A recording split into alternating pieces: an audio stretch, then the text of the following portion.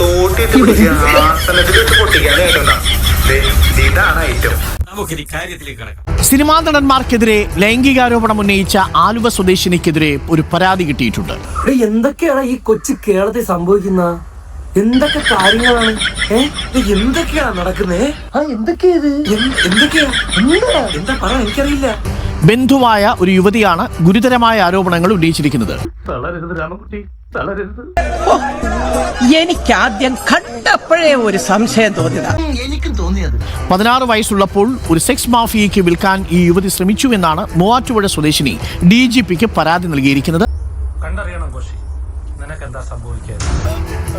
താങ്കളെ വിൽക്കാൻ ശ്രമിച്ചുവെന്ന് താങ്കൾ ആരോപിക്കുന്ന യുവതിയുമായി താങ്കളുടെ ബന്ധം എന്താണ്? എന്റെ അമ്മയുടെ സഹോദരിയുടെ മോളാണ്.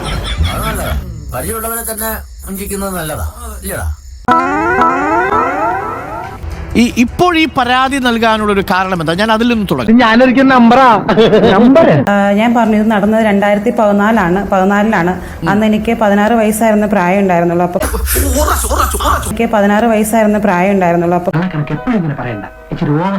അന്ന് എന്റെ ലൈഫിൽ ഈ വ്യക്തി കാരണം ഉണ്ടായ ഒരു ട്രോമയും അതുമായിട്ട് റിലേറ്റഡുള്ള കാര്യങ്ങളും എനിക്കിന്ന് സമൂഹത്തിനോട് വിളിച്ച് പറയണമെന്ന് എനിക്ക് തോന്നലുണ്ടായി.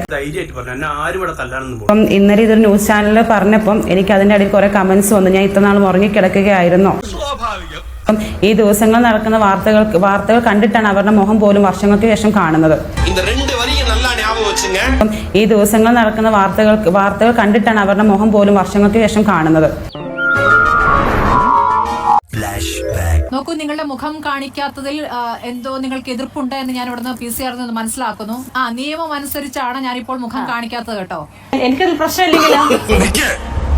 നാശത്തിലേക്കാ നിങ്ങൾ പോകുന്നത്. താങ്കൾക്ക് അത് ധൈര്യമുണ്ട് എന്നുള്ള കാര്യം സമ്മതിക്കുന്നു. എനിക്ക് my time is very important. ഈ വാർത്ത വെക്കാൻ ശ്രദ്ധിക്കാറുണ്ടായിരുന്നു. അതുകൊണ്ട് തന്നെയാണ് ഞാൻ ഈ സമയത്ത് ആ വ്യക്തി ആരാണ് എന്ന സമൂഹം അറിയണമെന്ന് തീരുമാനിക്കുകയും അതിനുവേണ്ടി ഞാൻ ഇറങ്ങി പുറപ്പെടുകയും ചെയ്തത്. ഇതങ്ങനെയല്ലല്ലോ, വരാതെ പോയതിന് ഫ്ലിപ്കാർട്ടിലൂടെ ഓർഡർ ചെയ്തല്ലേ.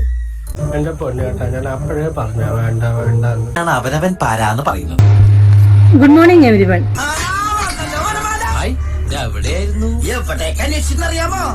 ഇപ്പോൾ എന്നെ കുറിച്ച് ഒരു കുട്ടി പറയുന്ന അലിഗേഷൻസ് സാറേ ഒരുപാട് വിശദീകരിക്കാന്ന് പറയാൻ പറ്റുമോ?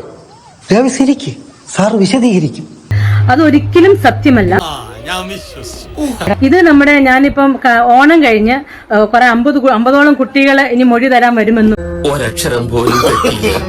പിന്നെ 14 MLA-മാരുടെ കാര്യങ്ങൾ പറയുന്നും ഓപ്പോസിറ്റ് പാർട്ടി 4 MLA-മാർ 2 മിനിസ്റ്റേഴ്സ് ഇതൊക്കെ പറയുന്നു ഞാൻ പറഞ്ഞില്ല. അപ്പൊ അതിനുവേണ്ടി എന്നെ കൊടുക്കാൻ വേണ്ടി ആ പെൺകുട്ടി ക്യാഷ് വാങ്ങിച്ചിട്ട് എനിക്കെതിരെ പറയുന്ന ഒരു കള്ള കേസാണ്. ആരും വിശ്വസിക്കുന്നത്. കാരണം എനിക്കും ആ പ്രായത്തിലൊരു മോളുള്ളതാണ്. ഒരിക്കലും ഞാൻ അങ്ങനെ ഒരു സംഭവം ആ കുട്ടിയെന്നല്ല ആർക്കും ഞാൻ ചെയ്തിട്ടില്ല. ഈ നിഷ്കളങ്കമായ മുഖത്തേക്കൊന്ന് നോക്കടാ ഈശ്വര, എന്തൊരു ചൈതന്യം. അപ്പോ ഇത് ഞാൻ ഇന്ന് മൊഴി കൊടുക്കാനിരുന്നത് ബാലചന്ദ്ര മേനോനെതിരെയും അഡ്വക്കേറ്റ് ഷൈജൻ സി ജോർജിന്റെ കൂടെ മുഹമ്മദ് കോയ എന്ന് പറഞ്ഞ ലക്ഷദ്വീപ് ജഡ്ജുണ്ട്. പിന്നെ നമ്മുടെ ജാഫർ ഇടുക്കി.